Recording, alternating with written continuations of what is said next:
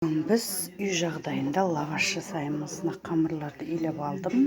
Енді осыларды жайып шығамын қазір. Значит, жайғаннан кейін бұлай лаваштарды дайындаймыз. Осылай жайып тастадым. Қазір мынаны жаямын.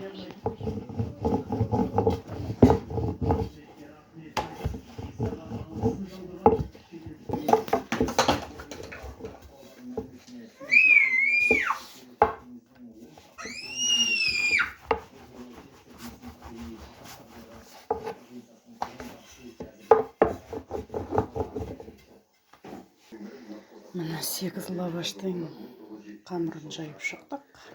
Енді осыларды пісіреміз.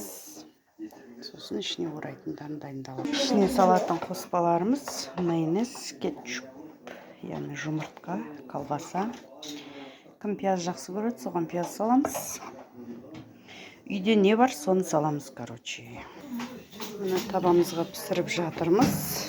Осылай болады. Келесі беті де пісіп жатыр. Қазір аудардым. Яғни осылай пісіріп дайындаған сары май. Кәдімгі сары майды арасына жағып тұрамыз, қатып қалмас үшін. Сонда жұмсақ әрі әдемі болады. Лаваш қатып қалмас үшін осылай күліңкіге салып, азын-аулақ кәдімгі май жағып қойып жатырмын. Қазір жақсы оралу үшін, жұмсақ болу үшін. Осылай лавашымызды дайындап алып,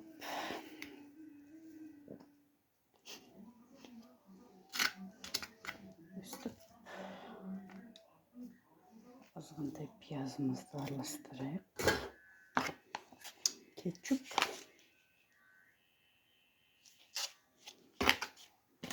майонез,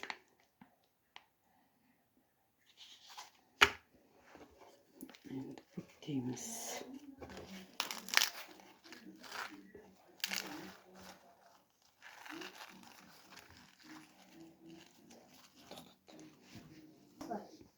Міне лавашымыз дайын. Үй жағдайында дайындалатын лаваш.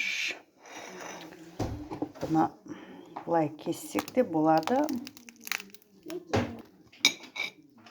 Кестік. Сараньо деп. Ас болсын. Бізге ас болсын. Сіздер лайк басып тіркеліп кетіңіздер. Репост көбірек жасаңыздар. Керек заттарын описанияға қалдырамын жазып.